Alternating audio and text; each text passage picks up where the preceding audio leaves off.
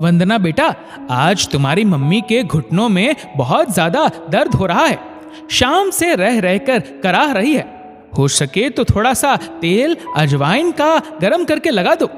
मोहनलाल जी ने बहुत झिझकते हुए बहू से कहा, पापा उन्हें सो जाने दीजिए, सो जाएंगी तो आराम मिल जाएगा। मैं भी बहुत थक गई हूँ और मुझे भी बहुत जोरों की नींद आ रही है। वंदना ने लापरवाही से कहा।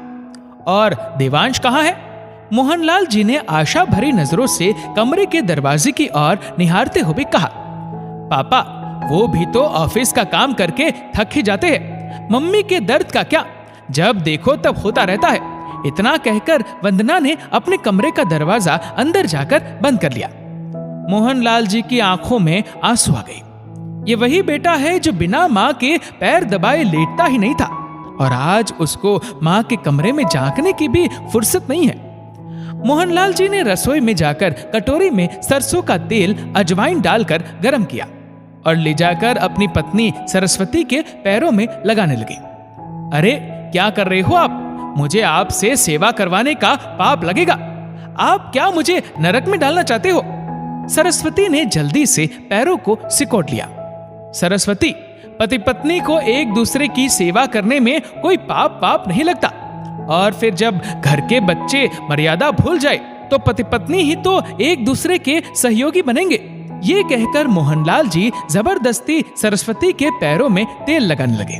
घर में हर काम के लिए तो कामवाली लगी है, लेकिन सरस्वती जी खाना खुद अपने हाथों से ही बनाना पसंद करती, क्योंकि मोहनलाल जी खाने पीने के बेहद शौकीन हैं। मौसम की हर चीज उनको सरस्वती के हाथों से बनी हुई ही भाती।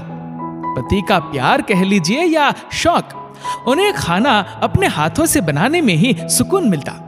बेटा बहू सुबह ही नौकरी पर निकल जाते और देर शाम ही वापस आते और मोहनलाल जी अपनी दुकान चले जाते।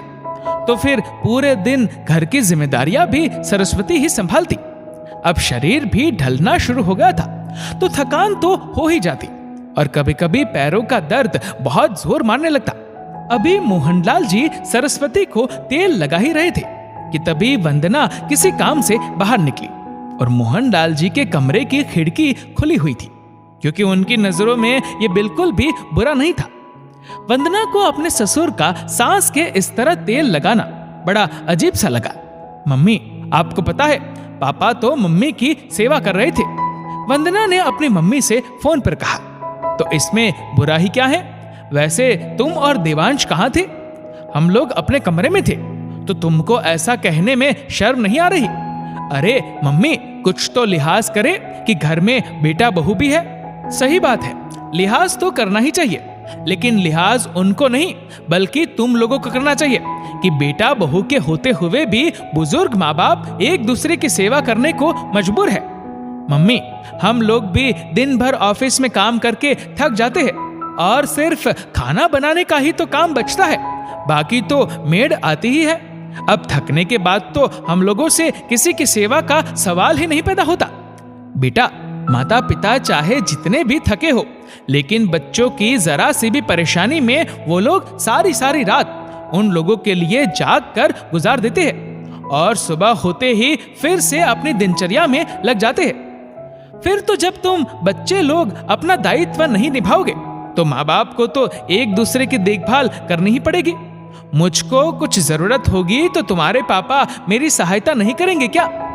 ये पति पत्नी का रिश्ता परस्पर आपसी सहयोग और प्यार का होता है, जहां पर बुढ़ापे में तो और भी ज्यादा एक दूसरे का सहयोग और सानिध्य चाहिए होता है। और चिंता ना करो, तुम लोग भी एक दिन इस अवस्था में जरूर पहुंचोगे, तब मेरी बातों के बारे में सोचने पर मजबूर हो जाओगी। इतना कहकर वंदना की मम्मी ने फोन रख दिया और अब वंदना बहुत कुछ सोचने पर मजबूर हो गई कि सचमुच जब वो सास ससुर की सेवा नहीं कर सकती तो उसे बातें बनाने का भी कोई हक नहीं। दोस्तों, इस वीडियो को लेकर आपकी क्या राय है नीचे कमेंट करके जरूर बताएगा। और अगर आपको वीडियो अच्छा लगा हो तो इस वीडियो को लाइक करेगा, शेयर करेगा ज्यादा से ज्यादा लोगों तक, और ऐसे ही और भी इंस्पिरेशनल वीडियोस के लिए सब्सक्राइब करें हमारे यूट्यूब चैनल को और फेसबुक पर फॉलो करें हमारे पेज को। धन्यवाद।